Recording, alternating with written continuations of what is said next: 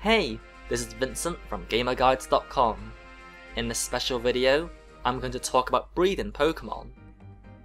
To breed Pokemon, you must leave two compatible Pokemon, usually a male and female of the same species, in the daycare center.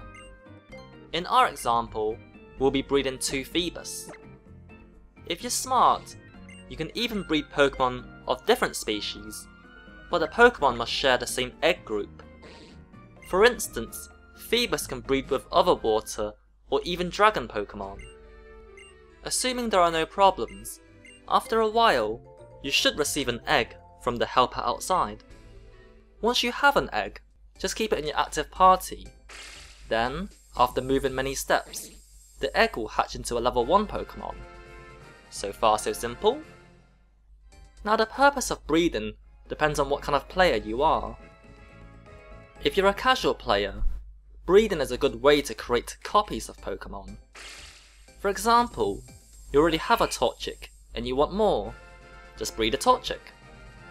It's a bit more complicated than that, of course. For starters, the Pokemon you hatch will always be the same species as the mother, and if the mother is an evolved Pokemon, the child will be the unevolved form.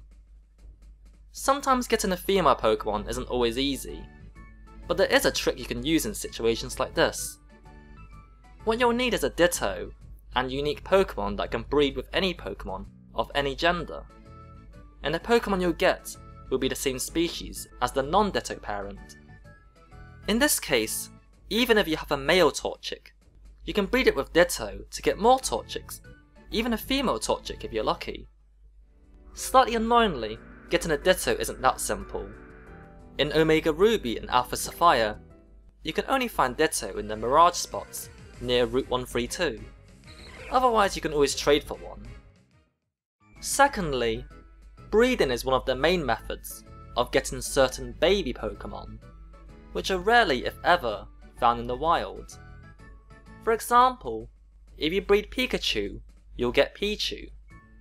In some cases, you must have the parent hold onto a specific item too, such as giving a Snorlax the full incense to breed a Munchlax. That's the casual side, but what about the hardcore side?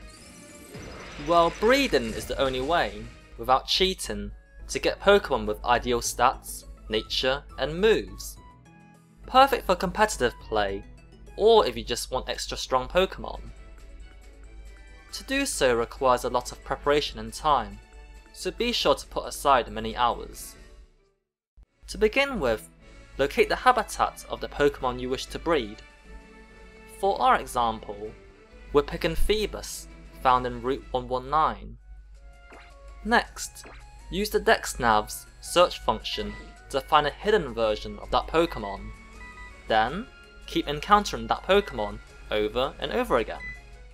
Keep your eye out for Pokemon with rare moves, indicated by the red exclamation mark. These moves are egg moves, otherwise obtainable via breeding only. Also look for Pokemon with high potential, shown by the number of stars. These indicate the number of perfect IVs. For those unaware, IVs are short for individual values, and are a numerical measure of a Pokemon's ability in a particular stat. Each Pokemon has a separate IV for each of the 6 key stats: HP, Attack, Defense, Special Attack, Special Defense, and Speed. Basically, the higher the better. Normally, a Pokemon's IVs are determined at birth or capture, and the IVs themselves are completely random. However, in some cases, such as DexNav searching, you can find Pokemon with a limited number of perfect IVs.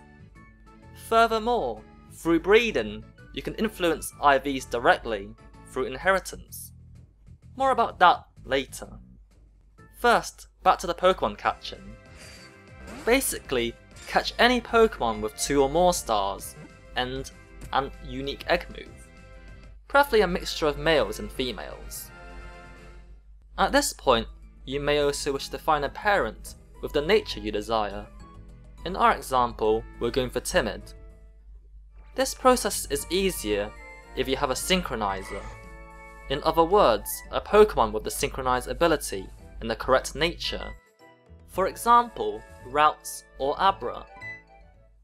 If you have a synchronizer, but it has the wrong nature, just breed it until you get a child with synchronized and the right nature. It's time consuming, but worth it, since you'll have to breed until you get the correct nature anyway, so you may as well do it once for the synchronizer.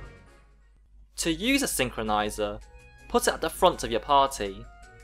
Any Pokemon you encounter will have a 50% chance of having the same nature as your synchronizer. In our example, we've purposely fainted our synchronizer, but we still benefit from its effect. If you want, you can even search for Pokemon with rare hidden abilities. In our example, we don't care too much about this. But if you care, then try to catch a female Pokemon so you can pass down the ability more easily. While you do this, you can also chain with the Dex Nav. After encountering a Pokemon, catch or KO it, then use the Dex Nav to search again. In most cases, you will find another hidden Pokemon straight away. This means you've started a chain. Chaining lets you find Pokemon with better attributes more easily. Plus, if you're really good, you may even encounter shiny Pokemon. Having gathered a whole bunch of parents, it's time to take a trip to the Battle Resort, accessible after completing the game and the Delta episode. Inside the Pokemon Center is the IV Judge. If you speak to him, you can show him your Pokemon parents and let him determine their IVs. Assuming you've caught some with at least 1-star potential, the judge will tell you your Pokemon's best stats and how good they are. If he says these stats can't be beat, it means they're perfect. So get a notepad or use your memory to record your Pokemon's perfect IVs. In fact, you can use the markings on the Pokemon status screen for this. There are 6 stats and 6 markings, so you can use one marking for each stat. For example, you can fill in the first marking if the Pokemon has perfect HP, and the last marking if it has perfect speed, etc. Once you're happy, it's time to visit the Daycare Center. In fact, unlike previous games, there are 2 Daycare Centers. One on Route 117 and another in the Battle Resort. It doesn't matter which one you use, although the Battle Resort one is more convenient. Before we discuss the breeding process, let's skip a bit and assume you've already dropped off your Pokemon parents. From here, simply cycle around until you receive your egg, then cycle some more to hatch it. To make the most of your time, try to collect and hatch eggs in groups of 5. You can speed up the process somewhat by getting the Oval Charm, gotten by seeing the entire Hoenn Pokédex. This handy item boosts the chance of finding eggs. Similarly, to speed up the hatching, have a Pokemon with the Flame Body or Magma Body ability in your party. Plus, if you have it, use the hatching O-Power, preferably level 3, which is obtained by completing the O-Power quest in the Moorville Pokemon Center. Additionally, there's an egg hatching circuit you can use in the Battle Resort. Simply approach one of the 4 special corners of the map. Then, before the camera swings, hold up and don't let go. Now you should cycle in a full circle around the island without stopping. Just note that there are some patches of sand that slow you down, and also if you stop moving, for example after you hatch an egg, it can be slightly tricky to get back on the circuit. Besides that though, it is the most hassle-free route to use. Anyway, back to the actual breeding. What you want to do first is breed for egg moves. Pick a father with one egg move and a mother with a different egg move, then breed them. The child will inherit egg moves from both parents, so it should have 2. From here, you can continue to pass down further egg moves in a similar manner until you have 4. Of course, you probably won't use all 4 egg moves, but it's nice to have them. Besides, you can always visit the move relearner to relearn forgotten egg moves. Next, or simultaneously, you want to breed for IVs. Now this will be the part that takes the most time. Before you do anything, decide on the IV spread that you want. You can go for 6 perfect IVs if you really want, but in most cases, this is unnecessary and a massive time sink.